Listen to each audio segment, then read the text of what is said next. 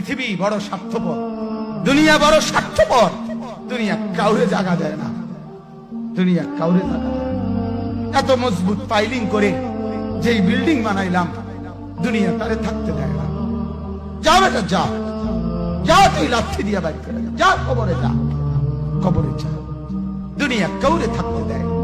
দুনিয়া কত ক্ষমতা ধরকে মাটির নিচে ফেলায় দিছে, দুনিয়া কত সম্পদ আলাকে মাটির নিচে ফেলে দিছে, দুনিয়া কত সুন্দরী নারীকে মাটির নিচে ফেলায় দিছে, মাটির সাথে রেজা রেজা করে ফেলছে।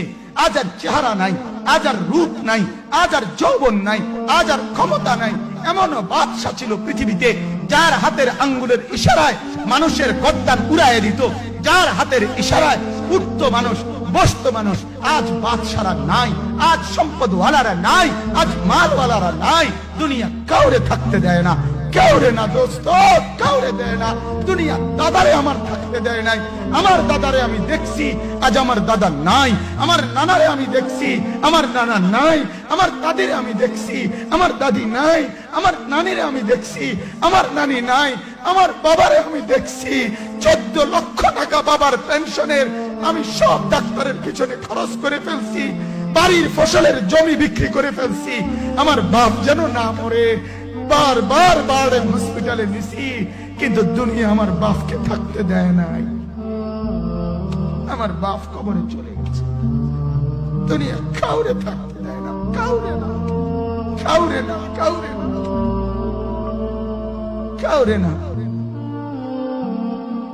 আমার বাপ দুনিয়া কাউরে থাকতে দেয় না।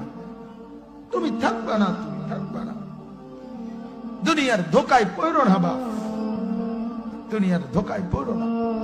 মাকে বুঝার, আজ মারা বেসামাল হয়ে গেছে, আজ বোনেরা বেসামাল হয়ে গেছে, বেপরদার উৎসব তুলে দিছে।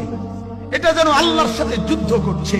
আল্লাহ করোনা না, তুমি আরো কিছু দাও, আমরা বেপরদিকে ছাড়বো না। যুবক ছেলেগুলো যেন বলতেছে, আল্লাহ তুমি করোনা দেওয়ার চাই দাও, অশ্লীল ছবি দেখা, ফেসবুকে নর্তকী দেখা আমরা ছাড়বো না। দেখি তুমি কি করতে পারো, তুমি যা করার করো। দোকানদার ব্যবসায়ীরা হারামের লেনদেন করা বন্ধ করছে না, সুদখোর সুদ ছাড়ছে না, ঘুষখোর ঘুষ ছাড়ছে না, নাফরমান আর জিনাকার ব্যভিচারী এরা কেউ কিছু ছাড়ছে না। বেহায়ার বেপর্দা নারী তার অশ্লীলতার বেহায়াপনা ছাড়ছে না। মুসলমান তার ঘরে টেলিভিশনের নর্তকীর আওয়াজ তো বন্ধ করছে না। হায় করোনা কিভাবে যাবে, আযাব কিভাবে যাবে বলেন, বলেন, বলেন আপনারা। আমার বাপ ফেরাউনের উপরে তো আযাব এতদিন ছিল না, নমরুদের উপরে আযাব এতদিন ছিল না, সাদ্দাদের উপরে আযাব এতদিন ছিল না, কারুনের উপরে আযাব এতদিন ছিল না, লূত আলাইহিস সালামের কওমের উপরে আযাব এতদিন ছিল না, হুদ আলাইহিস সালামের কওমের উপরে আযাব এতদিন ছিল না, নূহ আলাইহিস সালামের কওমের উপরে এতদিন আযাব ছিল না। আজ আমরা মালিককে এই পরিমাণ নারাজ করছি, মালিক এত বেশি নারাজ। আজ 1 বছর হয়ে গেছে, 1 বছরের চাইতে বেশি হয়ে গেছে, কই করোনার মহামারীর আযাব তো যাচ্ছে না, গেছে গা বলে। আমাদের লক্ষ লক্ষ বাচ্চার পড়ালেখা বন্ধ, এরা নষ্ট হওয়ার চূড়ান্ত পর্যায়ে পৌঁছে গেছে। মোবাইল এদেরকে শেষ করে দিছে, লক্ষ লক্ষ ছেলে।